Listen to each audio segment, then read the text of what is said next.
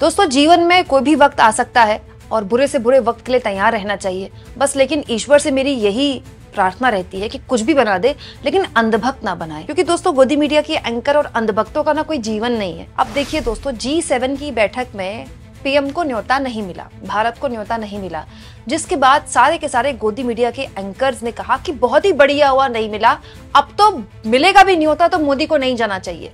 बकायदा ऐसे कई एंकर्स हैं, बड़े बड़े सो कॉल्ड गोदी पत्रकार, जिन्होंने शो बना दिए कहते हुए कि जो कनाडा है वो किस किस तरह से बिहेव कर रहा है भारत के साथ, और भारत तो अब जाएगा भी नहीं, कनाडा भारत के लिए जरूरी भी नहीं है।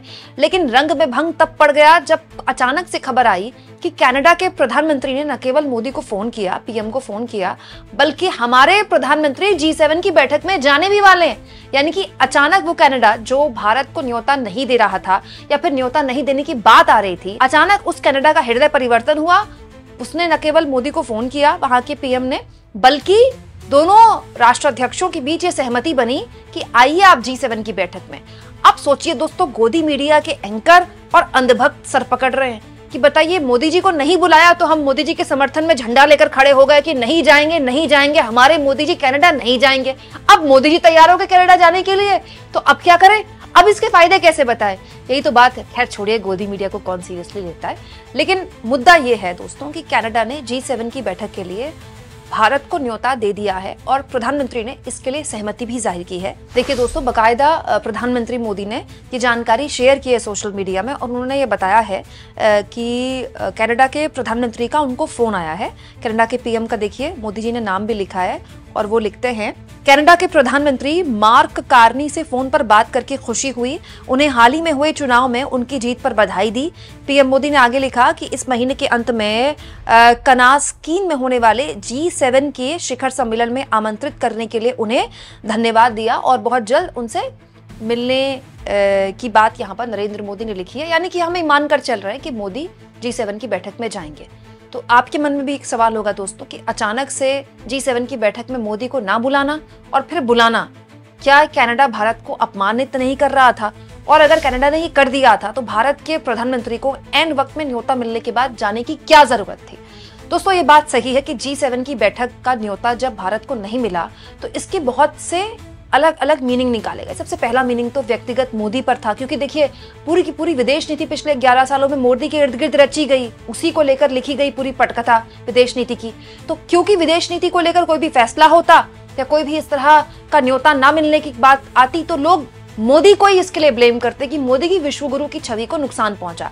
हमने भी इसी को लेकर खबर बनाई और इसी को लेकर चर्चा भी हुई कि मोदी की जो विश्वगुरु की छवि है, देखिए पूरी दुनिया में उसकी साख कैसे गिरी है कि G7 की बैठक में, जो कि पिछले 6 सालों से भारत जा रहा है, उसमें मोदी को नहीं बुलाया गया। लेकिन दोस्तों, सच्चाई इससे अलग भी थी, जो कि मैंने आपको अपनी वीडियो में भी बताया था कि जाहिर तौर पर मोदी की विश्वगुरु की छवि को धक्का तो लगा ही था जब उनको नहीं बुलाया गया था।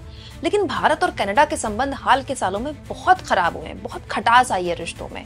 वहां के पूर्व प्रधानमंत्री जस्टिन ट्रूडो ने कई ऐसे बयान दिए और भारत आकर बकायदा ऑपरेशन ब्लू स्टार का जिक्र कर दिया, जो भारत के लिए किसी भी हाल में बर्दाश्त के काबिल नहीं है। और वो मुसलसल होता रहा। किसान आंदोलन को लेकर उन्होंने बयान दिया, जो कि भारत के निजी मामलों में हस्तक्षेप था, और भी कई मसलों में उन्होंने ऐसी बयान दिए। तो भारत और कनाडा के बीच जो संबंध थे वो बहुत खराब हो गए। और जब G7 की बैठक में भारत को नहीं बुलाया गया, मोदी को न्योता नहीं मिला, तो भी ये बात कही गई कि उन्हीं रिश्तों को शायद नए पीएम आगे बढ़ा रहे हैं। लेकिन अब बात बदल गई। प्रेस कॉन्फ्रेंस वहां पर हुई दोस्तों कनाडा में, और उस प्रेस कॉन्फ्रेंस में भारत को लेकर भी सवाल पूछा गया वहां के नए पीएम से। और वहां के नए प्रधानमंत्री ने भारत को लेकर जो सवाल पूछा गया कि पहले आपने नहीं बुलाया, अब आपने बुलाया है भारत को, तो इसको लेकर क्या वजह है? तो उन्होंने जो बात बोली मैं आपको हिंदी में बता देती हूँ। उन्होंने कहा कि G7 की बैठक में तमाम देशों के बीच energy security, digital future, critical minerals को लेकर मंथन होना है, बातचीत होनी है। भारत जो है वो 5वीं सबसे बड़ी इकोनॉमी है, मोस्ट पॉपुलस कंट्री है, मतलब दुनिया की सबसे मशहूर देशों में से एक है, और सप्लाई चेन का सेंटर है, ये भी बोला उन्होंने भारत के लिए। और लॉ इन्फोर्समेंट डायलॉग हम दोनों देश कंटिन्यू रखेंगे, ये हम दोनों देशों ने तय किया है। तो आप कह सकते हैं दोस्तों कि कनाडा के नए पीएम मार्क कार्नी इस बात को लेकर हो सकता है शुरुआत में आशंकित हों कि भारत को बुलाया जाए कि नहीं बुलाया जाए, क्योंकि वो अध्यक्षता कर रहा है, कनाडा अध्यक्षता कर रहा है इस साल। लेकिन बाद में शायद दोनों देशों के बीच ये सहमति बनी है कि रिश्ते सुधारना ही दोनों देशों के लिए ठीक है। सबसे पहली वजह तो उसकी मैं आपको एक बता देती हूँ दोस्तों, कि इस वक्त जो मौजूदा पीएम है मार्क कार्नी, वो इसी वादे के साथ कनाडा में सत्ता में काबिज हुए थे कि भारत से वो अपने संबंध सुधारेंगे। यही उन्होंने वादा किया था। दूसरा, जो ट्रेड वॉर चल रही है पूरी दुनिया में, अमेरिका ने जो टैरिफ वॉर छेड़ दिया है पूरी दुनिया में, उसमें सबसे ज्यादा जो पहला हमला अमेरिका ने किया था वो कनाडा पर किया था। याद होगा आपको, उस वक्त कनाडा के प्रधानमंत्री जस्टिन ट्रूडो थे और उन्होंने ये कह दिया था कि कनाडा अगर चाहे तो अमेरिका का एक राज्य बन सकता है, अमेरिका के साथ वो विलय कर ले, जिसको लेकर कनाडा के लोगों ने घोर आपत्ति दर्ज कराई थी। और मुझे याद है जब कनाडा के नए पीएम बने थे मार्क कार्नी, दोस्तों जो पहला बयान मार्क कार्नी ने पीएम बनने के बाद नया दिया था, वो अमेरिका को ही साफ संदेश दिया था कि किसी भी हाल में कनाडा अपनी संप्रभुता के खिलाफ कोई भी बयान बर्दाश्त नहीं करेगा। और कनाडा एक स्वतंत्र देश है और वो ऐसा ही रहेगा। और दोस्तों इससे पहले कनाडा पर टैरिफ भी लगा चुका है अमेरिका। तो अमेरिका का जो ट्रेड वॉर है, जो टैरिफ वॉर है, उसके जरिए कनाडा अपने नए मार्केट्स और नए विकल्प तलाश रहा है। वो यूरोपियन यूनियन हो सकते हैं और वो भारत भी है। तो दूसरा दोस्तों, भारत की जो सिख कम्युनिटी है उसका दूसरा घर माना जाता है कनाडा। अगर आप पंजाब चले जाएं तो पंजाब के ऐसे ज्यादातर घर आपको मिलेंगे मोस्टली जिनके घर में कोई ना कोई रिश्तेदार कनाडा में बसा हुआ है। और तो और दोस्तों, मोस्टली घरों में कोई ना कोई रिश्तेदार कनाडा का नागरिक है। दोस्तों वैसे तो भौगोलिक तौर पर, ज्योग्राफिकली मतलब काफी बड़ा देश है कनाडा, लेकिन उसकी जनसंख्या काफी कम है। तो दशकों पहले उन्होंने कनाडा के नागरिकों ने, कनाडा की सरकार ने बहुत पर्क्स दिए थे, बहुत फायदे दिए थे, जिसकी वजह से जिसको फायदा उठाने के लिए पंजाब के बहुत से लोग वहां गए और वहां बस गए। अभी भी वहां बहुत से लोग जाते हैं, हालांकि अब तो वहां जाना काफी मुश्किल हो गया, पहले जैसा आसान नहीं है।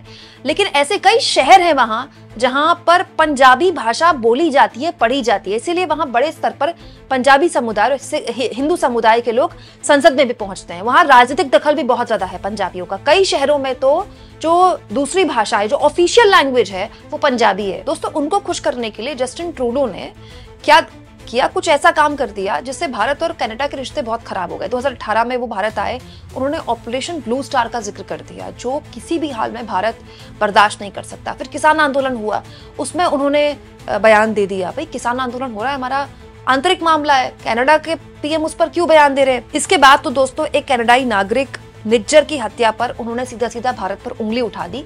वो एक ऐसा टर्निंग पॉइंट था कनाडा और भारत के संबंधों के बीच, जिसके बाद भारत ने एक तरह से किसी भी हाल में इसको बर्दाश्त नहीं किया। वो बहुत ही अनर्गल आरोप था जिसका कोई सबूत अब तक कनाडा नहीं रख पाया है। लेकिन दोस्तों समय और राजनीति पलटती रहती है। जिन कट्टरपंथियों के समर्थन में ट्रूडो सरकार चला रहे थे वो भी हारे और कनाडा में उनकी पार्टी भी हारी। और दोस्तों जो नई सरकार आई, कार्नी उसके मुखिया बने, वो पीएम बने, और अंत में हो सकता है कि दोनों देशों ने ये तय किया हो कि जो भी हमारे बीच में संबंधों को लेकर जो खटास आई है उसको दुरुस्त किया जाए। क्योंकि दोस्तों भारत एक 5वीं सबसे बड़ी इकोनॉमी, आप उसे इग्नोर नहीं कर सकते अगर आपको दुनिया भर में कारोबार करना है तो। दूसरा, दोनों डेमोक्रेसीज हैं और भाई सच्चाई है कि हमारा बहुत बड़ा समुदाय वहां रहता है, तो कोई भी सरकार वहां पर सिख समुदाय या फिर हिंदू समुदाय को नाराज करके तो नहीं चल सकता ना। तो भारत के साथ संबंध सुधारना ही कनाडा के लिए भी ठीक है और हमारे लिए भी ठीक है। हमारे लिए इसलिए भी ठीक है दोस्तों कि कनाडा में हाल के सालों में ट्रूडो के रहते जो वहां के खालिस्तानी एक पूरा का पूरा हिट सिंडिकेट है उसको बहुत बढ़ावा मिला है। तो हम अगर ऐसे देश को अपने आप से अलग कर लेंगे तो ये हमारे हित में नहीं है किसी भी हाल में। तो हम उस देश के साथ संबंध सुधार के ही उस पर नकेल कर सकते हैं, हम उन पर दबाव डाल सकते हैं, हम उनसे बात कर सकते हैं कि देखिए आपके देश में इस तरह के एलिमेंट्स पल रहे हैं जो हमारे देश को नुकसान पहुंचा रहे हैं, जिसका हम भरसक विरोध करते हैं। तो ये तभी होगा ना जब दो देश बैठकर बातचीत करेंगे। इसीलिए दोस्तों कहा जाता है कि जो बड़ी बड़ी जंगें हैं ना वो भी अंत में बातचीत के रास्ते से ही सुलझती हैं। तो बातचीत जब करनी ही है तो शुरुआत में ही कर लेनी चाहिए। जो जिम्मेदार नेता और जिम्मेदार देश होते हैं वो यही फैसला लेते हैं। और मुझे लगता है कि कनाडा और भारत ने जो फैसला लिया है मिलकर साथ में, दोनों ने ये ठीक फैसला लिया है। लेकिन फंस बीच में बेचारे गए अंधभक्त और गोदी मीडिया के एंकर जो ये फायदे बता रहे थे कि कनाडा में मोदी जी के ना जाने का क्या फायदा है। अब वो फायदे बताएंगे कि कनाडा में मोदी के जाने का क्या फायदा है। दोस्तों इसलिए तो शुरुआत में मैंने आपसे कहा कि भगवान कुछ भी बना दे लेकिन अंधभक्त ना बनाए। आपको क्या लगता है दोस्तों, क्या कनाडा में मोदी का ऐन वक्त में न्योता मिलने के बाद जाना भारत के लिए सही होगा? और इस पूरे एपिसोड में क्या वाकई में एक विश्वगुरु वाली जो एक छवि थी उसको धक्का जाहिर तौर पर मोदी की उस छवि को धक्का लगा है, कमेंट बॉक्स में जरूर लिखें दोस्तों। और जितना हो सके चैनल को शेयर करें, सब्सक्राइब करें और थैंक्स और ज्वाइन। दोस्तों ये 2 ऑप्शन है जिसके जरिए अगर आप चाहे तो आर्थिक तौर पर भी चैनल के हाथ मजबूत कर सकते हैं।